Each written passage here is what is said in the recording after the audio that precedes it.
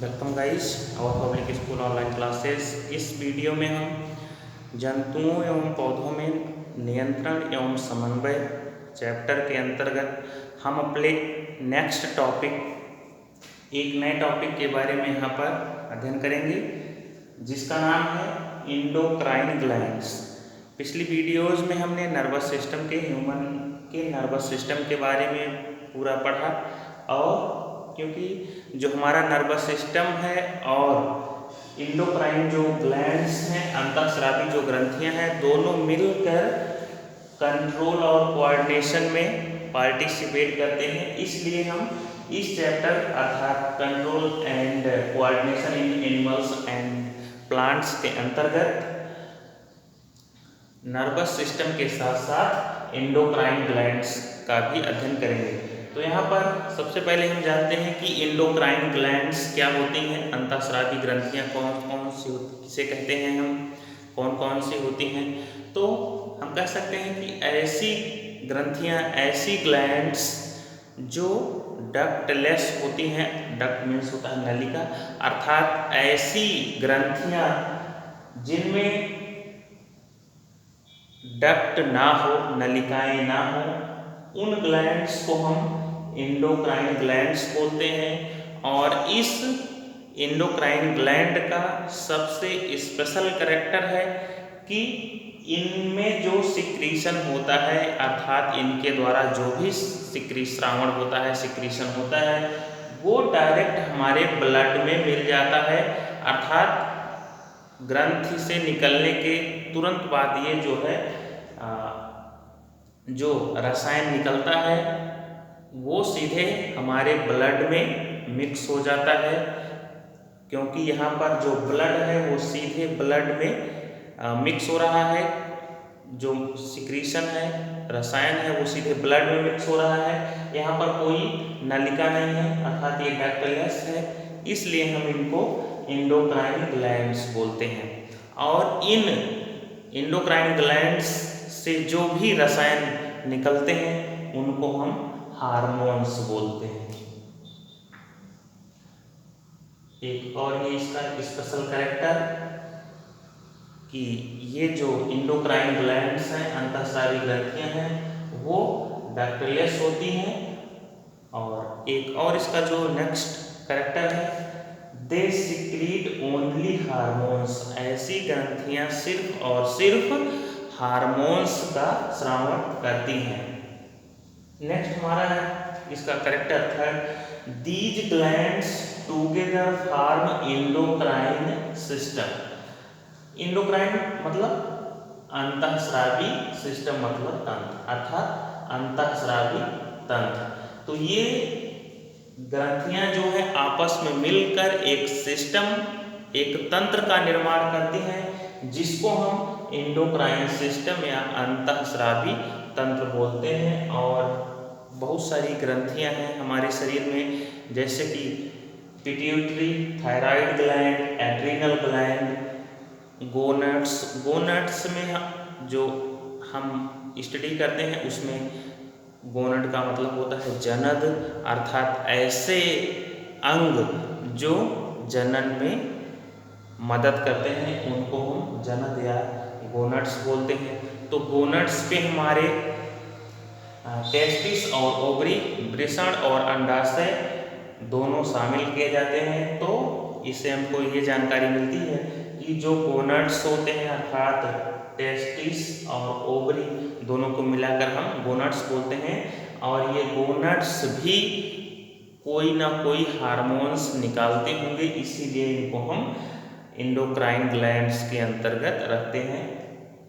इनके अलावा भी एक और ग्लैंड जिसको हम पैंक्रियास, अग्न्याशय के नाम से जानते हैं, तो पैंक्रियास भी हमारा इंडोक्राइन ग्लैंड है, लेकिन इंडोक्राइन ग्लैंड के साथ साथ वो एक्सोक्राइन ग्लैंड भी है, बहिस्रावी ग्रंथ भी है।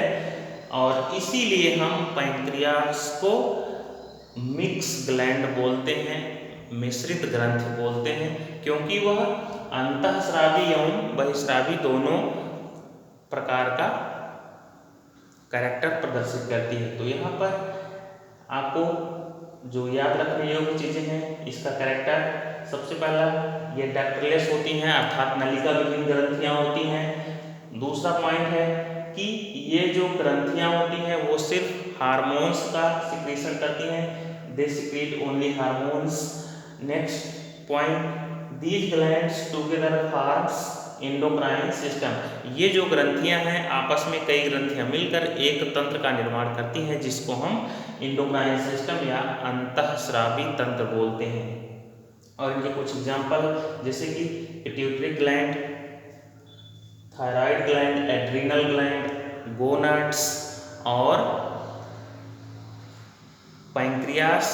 तो पैंक्रियास में हम दोनों अंतःस्रावी एंडोक्राइन और एक्सोक्राइन अंतःस्रावी और बहिःस्रावी दोनों ग्रंथियों में हम पैंक्रियास को पढ़ेंगे और दोनों कैरेक्टर प्रदर्शित करने की वजह से हम उसको मिश्रित ग्लैंड भी बोलते हैं। तो आइए हम देखते हैं सबसे पहली जो हमारी ग्लैंड है पिट्यूटरी ग्लैंड।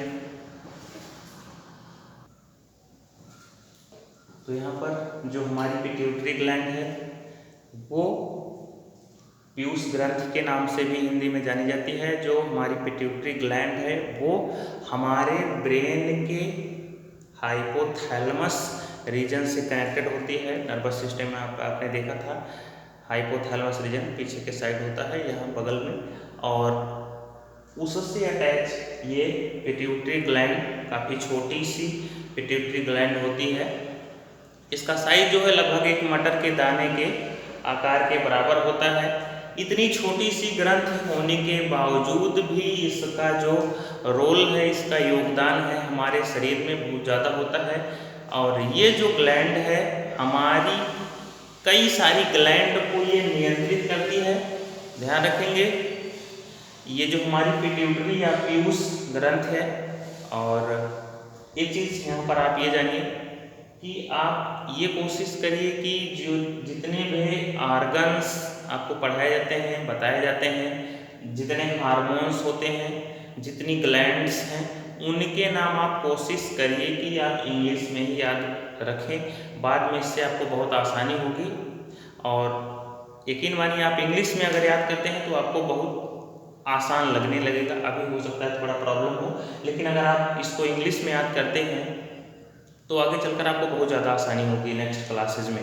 तो यहाँ पर पिट्यूटरी ग्लैंड कई हमारी ग्रंथियों को कंट्रोल करती है, अर्थात हम कह सकते हैं कि कई ऐसी ग्रंथियाँ हैं जो पिट्यूटरी ग्लैंड द्वारा कंट्रोल की जाती हैं, नियंत्रित की जाती हैं।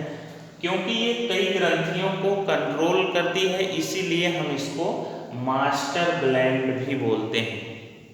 पिट्यूटरी ग्लैंड कई ग्रंथियों को कंट्रोल करती है इसलिए हम इसको मास्टर ग्लैंड बोलते हैं। तो यहाँ पर पहला इसका कुछ कैरेक्टर देखते हैं। पी साइज्ड ग्लैंड एक मटर के दाने के आकार की ग्रंथि है, attached to hypothalamus of brain, जो कि जुड़ी होती है हाइपोथैलेमस रीजन ऑफ ब्रेन, अर्थात ब्रेन के हाइपोथैलेमस से ये जुड़ी होती है। Next, it is also known as master gland. इसे हम मास्टर ग्लैंड के नाम से भी जानते हैं। क्यों जानते हैं? क्योंकि ये जो ग्लैंड है पिट्यूटरी ग्लैंड वो अन्य ग्रंथियां भी इसके द्वारा कंट्रोल की जाती हैं, इसीलिए इसको हम मास्टर ग्लैंड बोलते हैं। और इसको अगर हम इसका पूरा स्ट्रक्चर देखें तो इसको हम 3 भाग में डिवाइड कर सकते हैं, एडेनोहाइपोफाइसिस, न्यूरोहाइपोफाइसिस और पार्स इंटरमीडिया।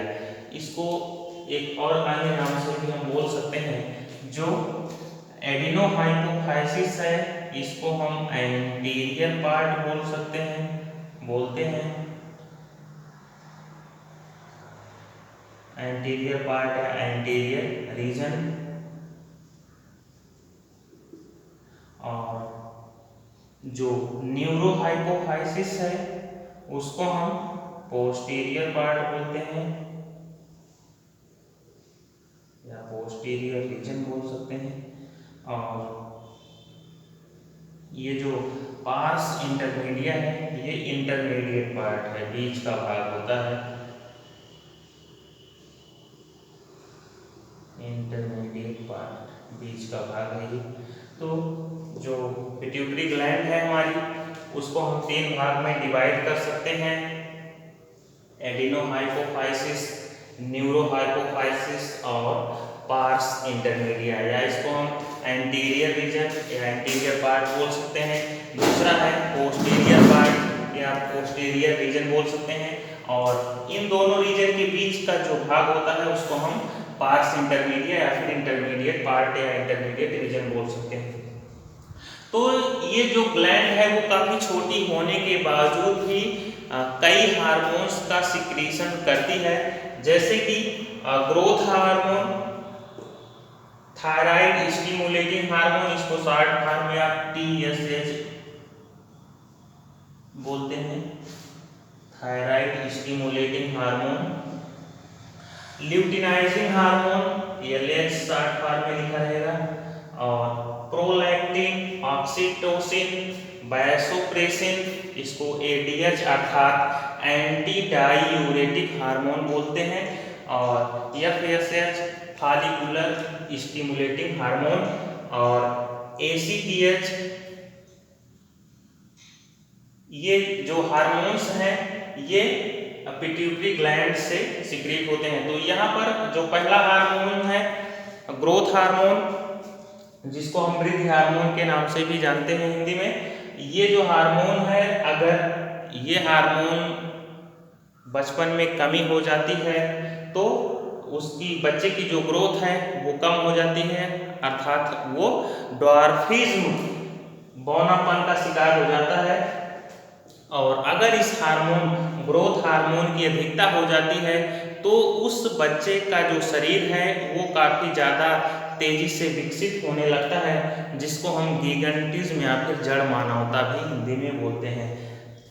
इसी प्रकार से और अन्य हार्मोन्स भी हैं, इनमें 2 हार्मोन प्रोलैक्टिन और ऑक्सीटोसिन, ये काफ़ी क्रूशियल प्रेगनेंसी और प्रेगनेंसी के बाद के लिए काफ़ी इंपॉर्टेंट हार्मोन्स हैं। प्रोलैक्टिन हार्मोन ये प्रसव के बाद जो है दूध के स्रावण में हेल्प करता है। ऑक्सीटोसिन ये जो हार्मोन्स है ये बेबी के बर्थ के समय अर्थात प्रसव काल के समय जो गर्भाशय होता है उसमें कॉन्ट्रैक्शन उत्पन्न करता है, उसमें संकुचन उत्पन्न करता है, जिससे डिलीवरी होने में आसानी होती है। तो विभिन्न प्रकार के आपने हार्मोन्स इस काफ़ी डिटेल में आपको नहीं जाना है, शॉर्ट फॉर्म में बस इनके हार्मोन्स के नाम याद रखना है, कौन कौन से हार्मोन्स इस ग्लैंड से निकलते हैं और इसकी क्या कैरेक्टरिस्टिक्स हैं। कैरेक्टरिस्टिक्स में आप ये जानेंगे कि ये हार्मोन कहाँ पर ये ग्लैंड कहाँ पर होती है। तो ये जो ग्लैंड है ये पी साइज होती है, मटर के दाने के आकार की होती है और attach to hypothalamus of brain अर्थात मस्तिष्क के हाइपोथैलेमस रीजन से ये जुड़ी होती है। और इसको हम मास्टर ग्लैंड भी बोलते हैं। मास्टर ग्लैंड क्यों बोलते हैं? क्योंकि ये जो ग्लैंड है कई सारी ग्रंथियों को कंट्रोल करती है, इसको हम इसीलिए हम इसको मास्टर ग्लैंड बोलते हैं। और इसका जो रीजन होता है, इसका जो क्षेत्र होता है 3 भाग में डिवाइड होता है, एडिनोहाइपोफाइसिस, न्यूरोहाइपोफाइसिस और पार्स इंटरमीडिया। और इतना याद करने के बाद आपको इन हार्मोन्स का नाम याद रखना है। तो इस वीडियो में बस इतना ही, मिलते हैं नेक्स्ट वीडियो में एक नए टॉपिक से। Thank you so much.